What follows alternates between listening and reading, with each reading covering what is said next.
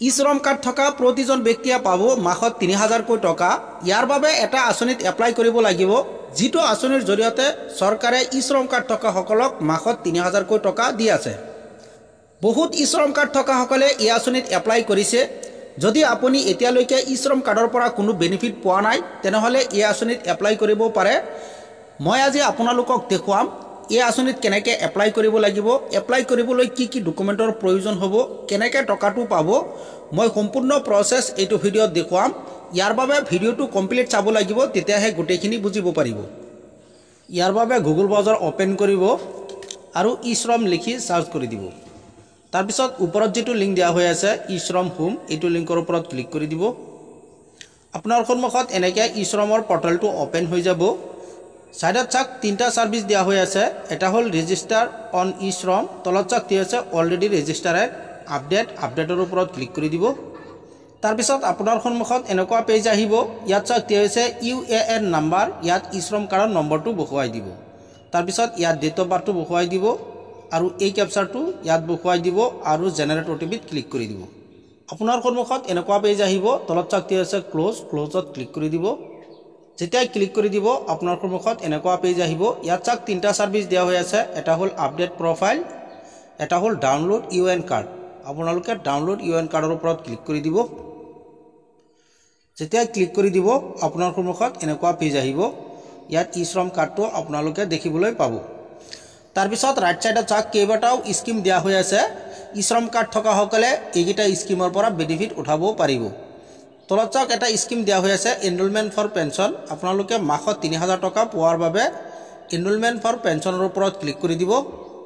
তাৰপিছত আপোনাৰ সন্মুখত এনেকুৱা এটা লিংক আহিব, ক্লিক হাৰৰ ওপৰত ক্লিক কৰি দিব।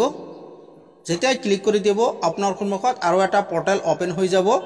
এইটো পৰ্টেলৰ পৰা এপ্লাই কৰিব লাগিব। এপ্লাই কৰিবলৈ ইয়াত চাওক দিয়া আছে সাৰ্ভিসৰ ওপৰত ক্লিক কৰি দিব। তাৰপিছত তলত চাওক দিয়া আছে নিউ এনৰোলমেণ্টৰ ওপৰত ক্লিক কৰি দিব, অ'কে কৰি দিব। যেতিয়া অ'কে কৰি দিব আপোনাৰ সন্মুখত এনেকুৱা পেজ আহিব। ইয়াত চাওক দিয়া আছে আৰ ইউ ৰেজিষ্টাৰ্ড ইন ই শ্ৰম। আপুনি ই শ্ৰম কাৰ্ড বনাইছে নে নাই? যদি বনাইছে তেনেহ'লে ইয়েছটো চিলেক্ট কৰি দিব আৰু যদি বনোৱা নাই তেনেহ'লে নোটো চিলেক্ট কৰি দিব। যেহেতু আমাৰ ই শ্ৰম কাৰ্ড আছে সেইকাৰণে ইয়েছটো চিলেক্ট কৰিব লাগিব। তাৰপিছত ইয়াত চাওক দিয়া আছে সাৰ্ভিসৰ ওপৰত ক্লিক কৰি দিব। ইয়াত কেইবাটাও সাৰ্ভিস অ'পেন হৈ যাব।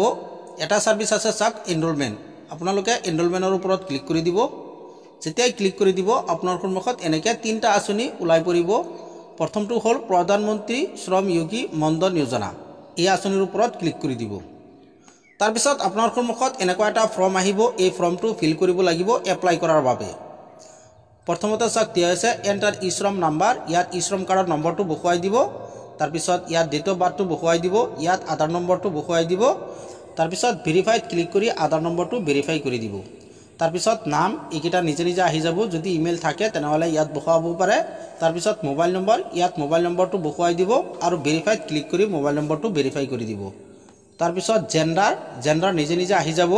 তাৰপিছত ইয়াত এড্ৰেছ বহুৱাব লাগিব। প্ৰথমতে ইয়াৰ পৰা ষ্টেটটো চিলেক্ট কৰিব লাগিব। তাৰপিছত ইয়াৰ পৰা ডিষ্ট্ৰিক্ট, ইয়াত পিনক'ড। তাৰপিছত ইয়াত চাওক দিয়া আছে do you belong to north state, ইয়াত ক্লিক কৰি দিব আৰু ইয়াৰ পৰা য়েছ নোটো চিলেক্ট কৰি দিব। তাৰপিছত তলত চাওক দিয়া আছে কেটাগৰী নিজে নিজে আহি যাব। তাৰপিছত চিলেক্ট অকুপেশ্যন, ইয়াত ক্লিক কৰি দিব আৰু ইয়াৰ পৰা আপোনাৰ যিটো অকুপেশ্যন হয় চিলেক্ট কৰি দিব। তাৰপিছত ইয়াত চাওক দিয়া আছে আপুনি এইকেইটাৰ মেম্বাৰ হয় নেকি? যদি হয় তেনেহ'লে য়েছটো চিলেক্ট কৰি দিব, নহ'লে নোটো চিলেক্ট কৰি দিব। তাৰপিছত আপোনাৰ ইনকাম টেক্স থাকিলে য়েছটো চিলেক্ট কৰি দিব, নহ'লে নোটো চিলেক্ট কৰি দিব আৰু এইটো বক্সত টিক চিন লগাই দিব আৰু ছাবমিটত ক্লিক কৰি দিব। যেতিয়া ছাবমিটত ক্লিক কৰি দিব আপোনাৰ প্ৰথম ছেটআপ কমপ্লিট হৈ যাব। তাৰপিছত দ্বিতীয় ছেটআপত বেংক ডিটেইলছ আপলোড কৰিব লাগিব আৰু তৃতীয় ছেটআপত এটা ফৰ্ম ডাউনলোড কৰিব আৰু এই ফৰ্মটো 4 নম্বৰ ছেটআপত আপলোড কৰি দিব। তাৰপিছত 5 নম্বৰ ছেটআপত পে'মেণ্ট কৰিব লাগিব। কিমান টকা পে'মেণ্ট কৰিব লাগিব মই দেখুৱাই দিছোঁ। ইয়াৰ বাবে হোম পেজত আকৌ আহিব লাগিব। এইটো পেজৰ লিংক মই ভিডিঅ' ডিছক্ৰিপশ্যনত দি থৈছোঁ, তাত গৈ ডাইৰেক্ট আপোনালোকে এইটো পেজত আহিব পাৰিব। ইয়াত চাওক দিয়া হৈছে স্কিমৰ ওপৰত ক্লিক কৰি দিব। তাৰপিছত তলত যিটো অপশ্যন দিয়া হৈ আছে এইটো অপশ্যনত ক্লিক কৰি দিব। যেতিয়াই ক্লিক কৰি দিব আপোনাৰ সন্মুখত এনেকৈ পে'মেণ্টৰ লিষ্টটো ওলাই পৰিব। আপোনালোকে দেখিবলৈ পাইছে কিমান টকা পে'মেণ্ট কৰিব লাগিব। ইয়াত চাওক এজ দিয়া হৈ আছে। যদি আপোনাৰ বয়স 18 বছৰ হয় তেনেহ'লে আপোনাৰ কিমান টকা পে'মেণ্ট কৰিব লাগিব। ইয়াত চাওক দিয়া আছে 55 টকা পে'মেণ্ট কৰিব লাগিব আৰু চৰকাৰে আপোনাৰ একাউণ্টত 55 টকা জমা কৰিব। এই টোটেল আপোনাৰ 100 টকা জমা হ'ব।